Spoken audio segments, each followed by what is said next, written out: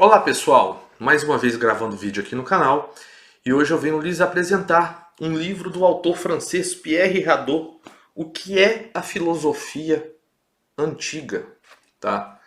Da editora Loyola. Bom, mas antes de falar um pouco sobre esse livreto aqui, eu gostaria de pedir, se inscrevam no canal, ative as notificações, tá? Compartilhe esse vídeo. Bom, eu deixarei também na descrição deste vídeo o link para quem tiver interesse em adquirir a obra. Deixarei também um link dos meus cursos relacionados à literatura de Dostoiévski e à filosofia platônica. Bom, então vamos lá. Pierre Hadot ele tem uma vasta obra relacionada à filosofia, e esse livreto especificamente, digamos assim que ele é um resumão acerca da história da filosofia, diferente de outros autores, por exemplo, como Copleston, né, que tem toda uma coleção de volumes sobre a história da filosofia, ou o professor Giovanni Reale, né, que tem a sua obra sobre a história da filosofia, interpretação, né, da obra de Platão, à luz das doutrinas não escritas, enfim. O Pierre Hadot, ele, digamos assim, que ele é um resumão, tá? Mais condensado, né, como todo resumo, acerca da filosofia antiga. E ele traz um aspecto que eu julgo muito interessante, que é o seguinte: atualmente é comum as pessoas haver, digamos assim, professores de filosofia que não necessariamente vivem de modo filosófico ou de acordo com uma determinada filosofia. Ou seja, eu posso, no sentido de que a filosofia se torna uma profissão acadêmica, ela acaba de algum modo perdendo o sentido que tinha a filosofia na antiguidade. Isso é muito bem mostrado numa obra do professor Olavo de Carvalho que se chama A Filosofia e Seu Inverso, que também é um livro de uma coleção de artigos, mas que ele vai falar justamente sobre isso, que a partir do momento em que a filosofia na Idade Média ela se torna uma profissão acadêmica, universitária, ela meio que se torna quase o seu inverso. Porque uma pessoa pode discordar da filosofia de determinado autor e ensiná-la sob o seu ponto de vista, enfim, e discordar completamente. Não existe uma ligação, eu quero dizer o seguinte: não existe necessariamente uma ligação entre o que um professor de filosofia ensina e o viver filosófico. Então, é algo que o Pierre Hadot vai enfatizar muito bem desde o início, quando ele vai falar da filosofia antiga, que ele começa no capítulo 1, ele vai falar da filosofia antes da filosofia, né? E ele mostra que na Grécia Antiga não existia essa questão de eu sou filósofo, eu ensino filosofia, mas o meu modo de viver não é filosófico. Viver, modo de vida filosófico e filosofia, eles estavam entrelaçados, né? E a filosofia, uma das finalidades dela, digamos assim, principalmente a atividade de Sócrates, era a de educar as pessoas, né? Inclusive, existe um livro do Julius Stesel, que tem aqui no canal uma resenha também, que se chama Platão, o Educador. Enfim, então, o professor Pierre Hadot, ele vai enfatizar isso logo de início, né? Então ele vai falar a história dos primeiros pensadores, que seriam então os filósofos pré-socráticos, a paideia. Nós temos um livro, né, do Werner Jaeger, de quase 1500 páginas só sobre a paideia.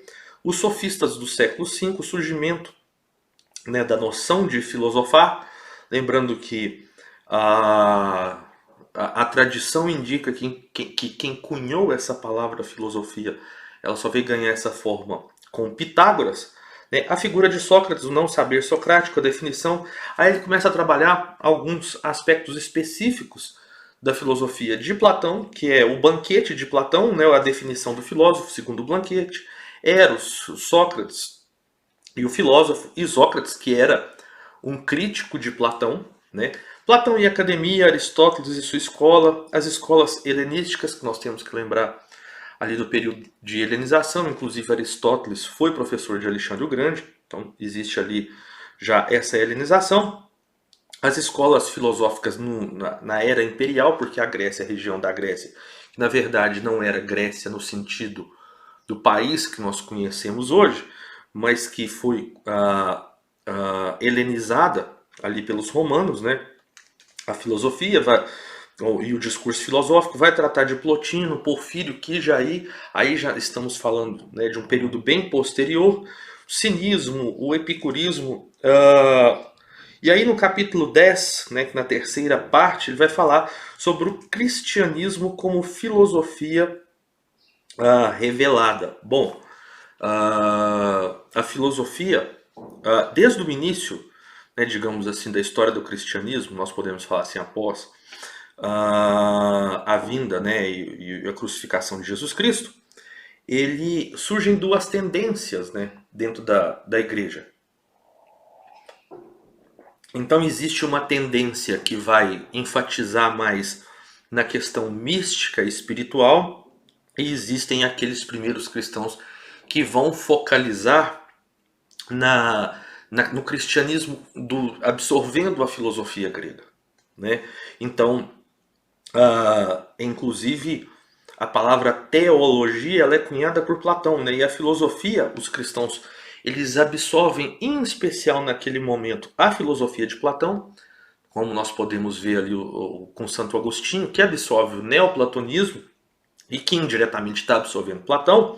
Inclusive, Santo Agostinho tem um livro que se chama Do Livre-Arbítrio, que ele vai escrever na modalidade de diálogo platônico. É uma conversa entre Santo Agostinho, né, que é Agostinho, e Evódio, que é o seu amigo, né, que ele vai tratar sobre o livre-arbítrio, que é uma coisa que Platão não trata na sua obra, né, porque nós temos os paradoxos socráticos na obra, né, de Platão. Lembrando que Sócrates não deixou nada escrito, porque para Sócrates o erro ele adivinha da falta de conhecimento, de uma ignorância, então o vício estava ligado à ignorância, então Platão não considera a questão do livre-arbítrio, e aí já é algo que é trabalhado na filosofia cristã. Então o cristianismo, principalmente dos primeiros séculos, ele vai absorver a filosofia grega, né? Então, no seu capítulo 11, ele vai falar do desaparecimento e reaparecimento da concepção antiga da filosofia, ainda uma vez, cristianismo e filosofia, a filosofia como serva da teologia, os artistas da razão. Aí no último capítulo, ele vai falar das questões de perspectiva, referências aos textos citados, em epígrafes, citações de textos antigos, abreviações e cronologia. Então, digamos assim, ele não chega... o momento que ele trata aqui, né, como ele diz sobre a filosofia antiga, ele vai tratar até esse ponto, ele não chega a entrar na Idade Média, enfim, na escolástica, que é na Idade Média ali com Santo Agostinho, Santo Alberto Magno e vários outros filósofos cristãos, que é o ápice ali da escolástica, a maior influência deles na verdade passa a ser Aristóteles. É claro que para absorver Aristóteles você tem que conhecer Platão, né? Afinal, Aristóteles foi aluno de Platão durante 20 anos na sua academia, e inclusive essa semana eu vi um comentário, né, do Carlos Alberto Nunes, que faz a tradução, né, que está lá em cima das obras de Platão, né, a mais respeitada, né, tradução das obras de Platão para o português. Ele vai falar que a interpretação do próprio Aristóteles sobre a obra de Platão não leva em conta toda a terceira fase, seria a fase da velhice, então que gera inclusive algumas incorreções de Aristóteles sobre a interpretação de Platão, mas Aristóteles então é levado ao ápice na escolástica, mas aqui ele vai tratar então desses primeiros séculos, digamos assim, aonde a filosofia antiga ainda é absorvida, né? Vamos falar assim, pós a queda do Império Romano, ali por volta do final do século 4, 5, né? Ele não chega a adentrar no período da Idade Média. Então, como o próprio título diz, ele se atém a essa questão da filosofia antiga. Então, o livro é extremamente didático, tá? É interessante, como eu disse, para quem não ainda julga-se que não está apto a pegar uma obra e ler um enorme volume só sobre filosofia antiga, de 600 páginas ou mais, depois os demais períodos, esse aqui é um excelente livro introdutório, de forma bem simples e didática, do Pierre Hadot, o que é a filosofia antiga. Tá? Espero que vocês tenham gostado, um abraço e até a próxima.